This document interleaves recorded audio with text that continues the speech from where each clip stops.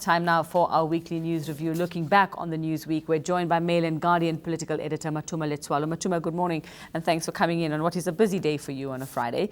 Let's start, of course, with the post-election result meetings, friendships, marriages. What's going on? The talks, the coalition talks. I mean, are we any closer to? Do we have any idea as to who's going to be partnering up, or who might be partnering up with whom?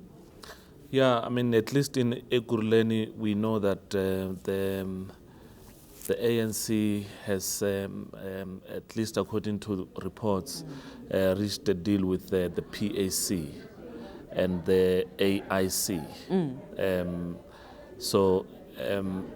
You would remember that the ANC got about 48.6% in Ekurhuleni. So now they needed, you need 50 plus 1 in order to govern. So they are set to govern the Ekurhuleni Metro. So that's a sure thing. But the others still no word on exactly what Julius Malema is thinking, what he's planning, what he's demanding? Yeah, the other 20, you would remember that we had 27 municipalities plus the 4 metros were part of that. So it is not clear at the moment. Julius Malema's EFF and other opposition parties, they are putting strict conditions. One of the conditions by the EFF is that President Jacob Zuma should step down if the ANC want to enter into any coalition with the EFF. And their demands in terms of whether what they would be if they were to partner up with the DA, would they want to take over the mayorship of any of those metros? Look, with the EFF, what we know is that they want the DA to come out publicly to say that we will support land expropriation without compensation, something that the DA is unlikely to do.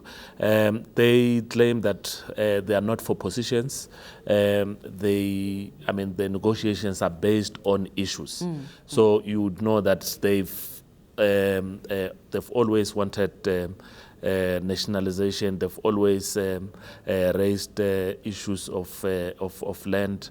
But the problem is that in local level, especially with the DA, you are unlikely to go anywhere. With the ANC, is the ruling party. You can force the national leaders to say, can we push for the implementation of these issues? Because the ANC previously argued that, you need 2/3 to change the constitution.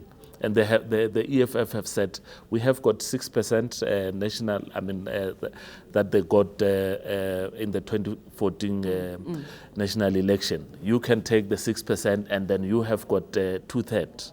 You can change the constitution.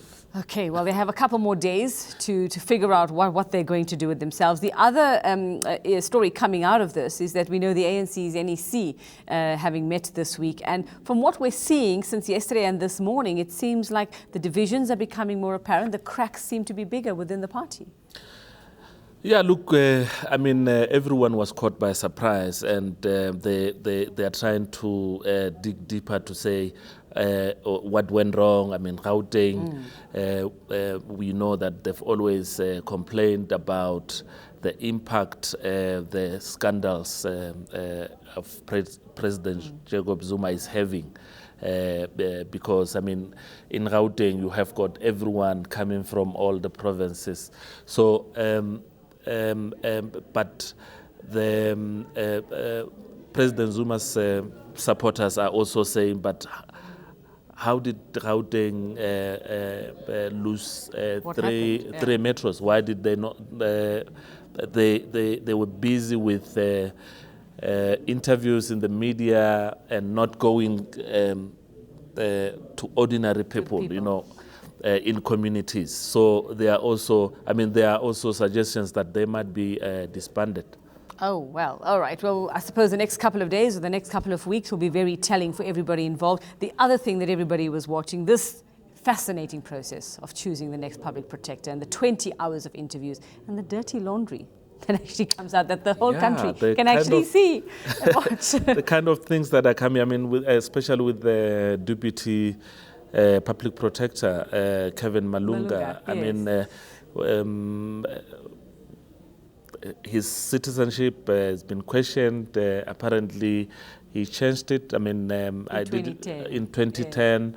And then also there were issues about drunken driving, but he says that is not true. But there was also a letter circulated from the state security. And what was this secret? Exactly, yeah. So that committee is going to meet with the state security to clear to understand what are the issues. Very quickly, who grabbed your interest?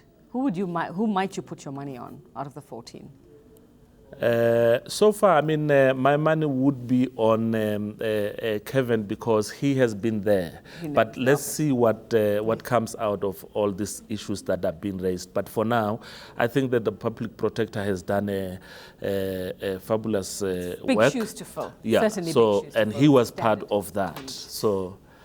For me, he would be the correct. And your front page this morning, Mail and Guardian, ANC young lions smell blood as the ANC faces a post-election shake-up. The next generation makes a play for power. We're looking at Fikile Mbalula and Malusi Kigaba. Just very quickly for us, what's on the inside on page 2 for that story? Yeah, look, it was, this elections was a wake-up call for the ANC. And what people are starting to talk about now is that you need young people. I mean, the DA, EFF, had young leaders, and the ANC is now thinking that you need young leaders to take the the ANC forward, because the voting the community has become young, so you need people who understand. A bit more in touch, maybe, you think, with the more South African, with the larger South African society. All right, thanks very much. We'll leave it there for now. Mail and Guardian political editor Matuma Letsoalo.